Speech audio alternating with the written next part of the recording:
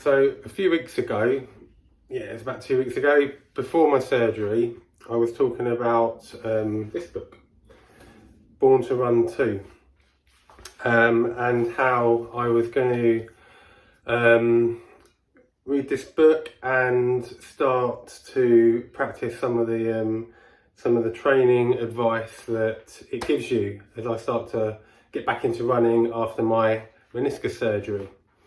That is still the plan, and I did say I will give you a bit of an update as to how I'm finding it. So what I'm going to do, because I'm only 2 weeks after my surgery, and this book, it is it's a training plan.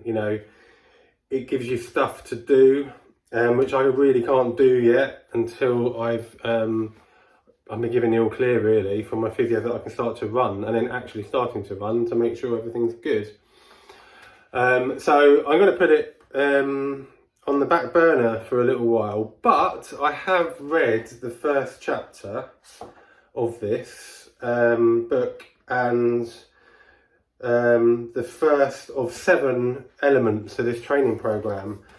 So I will give you a little bit of an update as to what this book is about. So like I said in my last video, this is the second book. Born to Run was the first book. And just to give you a very brief concept of what this book's about, because I can't do it justice, to be honest with you. But this book is really about being able to run. They call it running free. Essentially, this book is about, we were meant to run, humans were born to run, hence the title.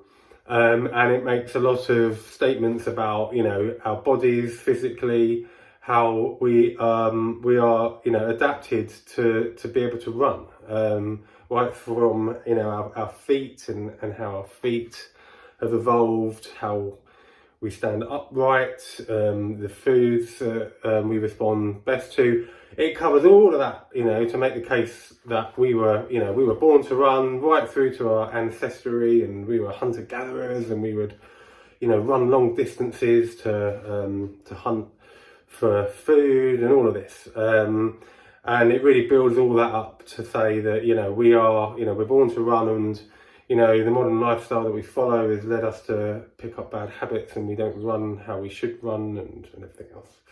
Anyway, I've probably done a terrible job of explaining the concept of this book to you.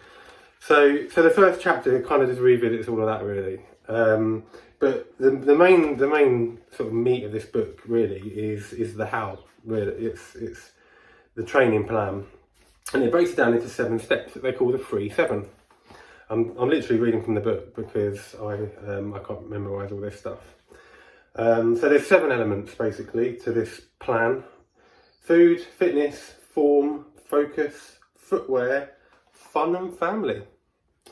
So I've read the first section on food, which really doesn't talk about anything actually training related. It really talks around fueling for running, and what energy systems we use. We've got a number of different energy systems. We burn glucose, we burn fat, and we can burn protein. I could be wrong there.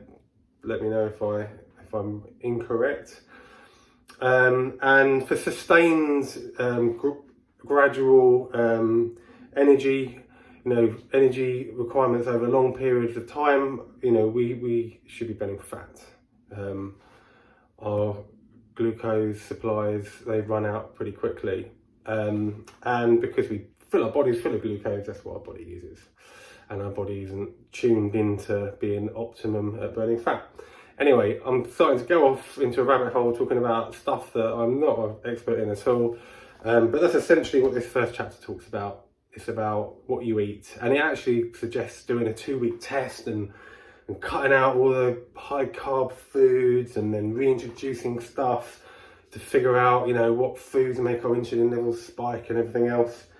I'm not sure I'm going to do that, to be perfectly honest with you, but I do buy into the concept of we should be burning fat when we run for long periods of time, or do any endurance type activity for long periods of time.